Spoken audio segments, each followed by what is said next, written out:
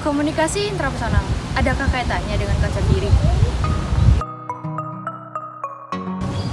Halo, welcome back with me, Galusipa Adinda, mahasiswa program studi ilmu komunikasi Telkom University. Oke, di video kali ini kita akan membahas tentang komunikasi intrapersonal. Yuk, langsung aja.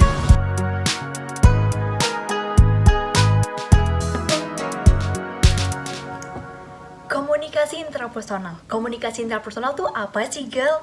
Komunikasi intrapersonal adalah komunikasi yang terjadi di dalam diri sendiri atau komunikasi satu orang saja.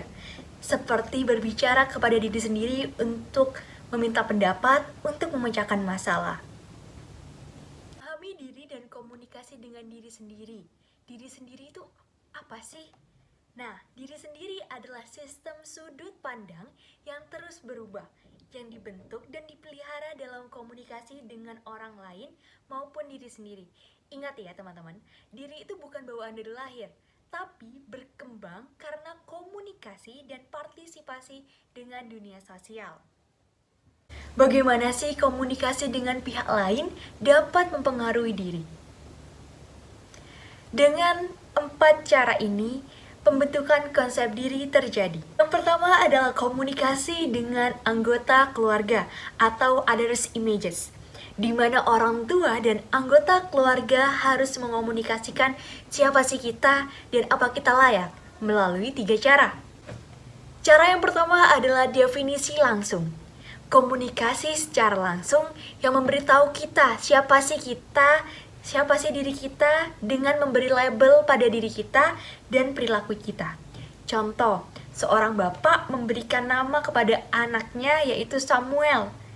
Samuel tahu nih bahwa Samuel adalah anak dari Bapak Budi dan orang lain pun tahu kalau Bapak Budi memiliki anak yang bernama Samuel.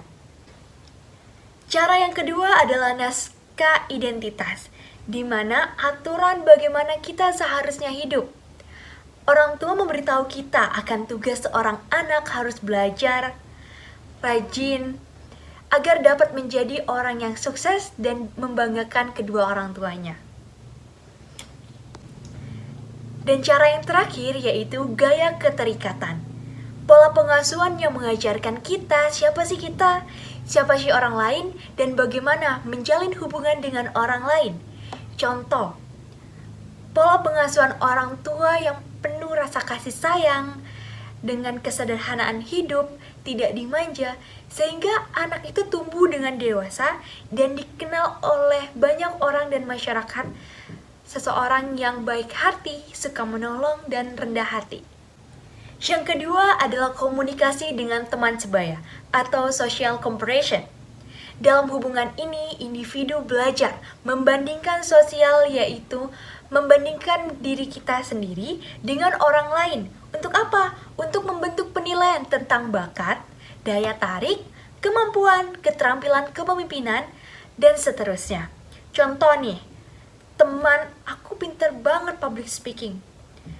Dari situ, diri aku terpacu untuk kepingin seperti dia. Widih, penilaian public speaking dia sangat bagus. Aku pingin banget nih seperti dia. Yang ketiga, komunikasi dengan masyarakat atau cultural teaching, di mana masyarakat dan budaya yang dianut mengajarkan kepada individu apa sih yang pantas dan tidak pantas, baik atau buruk, benar atau salah. Contohnya, seperti menerapkan budaya punten saat meminta bantuan kepada orang lain, menggunakan kata permisi untuk mendahului orang lain, dan meminta bantuan. Yang keempat, komunikasi dengan diri sendiri atau sugesti, atau your interpretation and evaluation. Sugesti itu apa sih, Gal? Sugesti adalah proses bagaimana seseorang bertindak sesuai dengan bagaimana dia percaya persepsi dirinya sendiri. Contohnya nih, seperti meyakinkan diri saya untuk saya bisa public speaking yang bagus seperti teman aku pasti bisa, kayak gitu. Dengan sugesti seperti itu, tanpa disadar, kita pasti bisa melakukannya. Baik teman-teman, kalian udah tahu belum kalau konsep diri itu terbagi menjadi 2, yaitu konsep diri yang kuat dan konsep diri yang lemah. Konsep diri yang kuat itu seperti apa? Nah, konsep diri yang kuat dapat menggambarkan sejumlah keterampilan pengetahuan pengetahuan, kompetensi, dan karakter pribadi. Orang yang memiliki konsep diri yang kuat cenderung selalu berpikiran positif tentang dirinya sendiri. Kalau konsep diri yang lemah seperti apa, Gal? Kalau konsep diri yang lemah tidak dapat menggambarkan keterampilan, kemampuan pengetahuan, kompetensi, atau karakter pribadi yang dimiliki, cenderung selalu berpikiran negatif tentang dirinya sendiri. Baik, di video kali ini kita juga akan belajar tentang teori Johari Window terkait kesadaran diri. Teori yang pertama adalah open self, di mana informasi tentang kita yang kita tahu dan orang lain pun juga tahu. Contohnya seperti apa? Contohnya, aku tahu nih, aku seorang mahasiswa dan orang lain pun tahu kalau aku seorang mahasiswa. Kedua ada bound self, di mana informasi tentang kita yang kita tidak tahu tapi orang lain tahu. Contoh, seperti penilaian orang lain terhadap kita yang mana hanya orang lain yang tahu penilaian tersebut dan kita tidak tahu. Yang ketiga, hidden self, informasi tentang kita yang kita tahu tapi orang lain tidak tahu. Contohnya, seperti aktivitas di dalam toilet, di ruang ganti yang sifatnya sensitif, hanya kita yang tahu aktivitas tersebut. Dan yang terakhir adalah unknown self, di mana informasi tentang kita yang kita tidak tahu dan orang lain pun tidak tahu. Contoh, kabar kematian tentang kita, hari kiamat, musibah yang akan menimpa kita. Dengan peningkatan diri untuk menjadi seseorang, menjadi atau being adalah istilah yang digunakan untuk merujuk pada proses peningkatan diri. Nah, peningkatan diri ini dapat dilakukan melalui prinsip-prinsip berikut. Prinsip yang pertama, buatlah komitmen yang kuat untuk memperbaiki diri. Contohnya, saya berkomitmen untuk menghabiskan waktu kosong saya dengan membaca buku. Karena komitmen yang kuat harus dibarengi dengan kesengajaan. Untuk memenuhi komitmen tersebut dan mengubah diri adalah suatu proses, bukan peristiwa sekali jadi. Prinsip yang kedua, dapatkan pengetahuan sebagai dasar perubahan personal. Contoh, selalu menerima kritik seseorang dan selalu menjadi kelas kosong.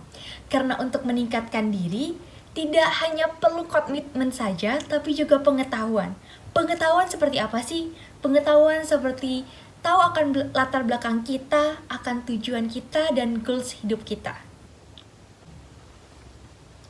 Prinsip yang ketiga, tentukan tujuan yang realistis. Contohnya, saya kepingin menjadi public speaker dengan baik dan saya harus menambah jam terbang saya. Dengan cara apa?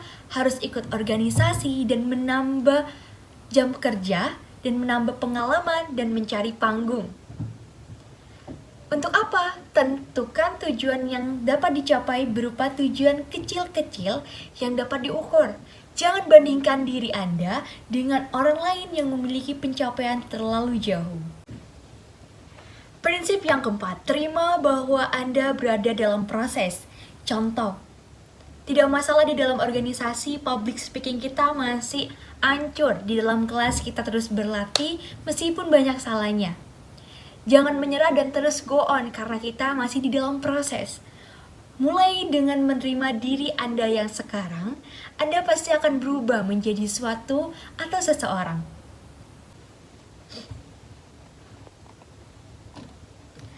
Oke, prinsip yang terakhir. Ciptakan suatu konteks suportif untuk perubahan. Contohnya dengan menghargai diri sendiri, menyanjung diri sendiri.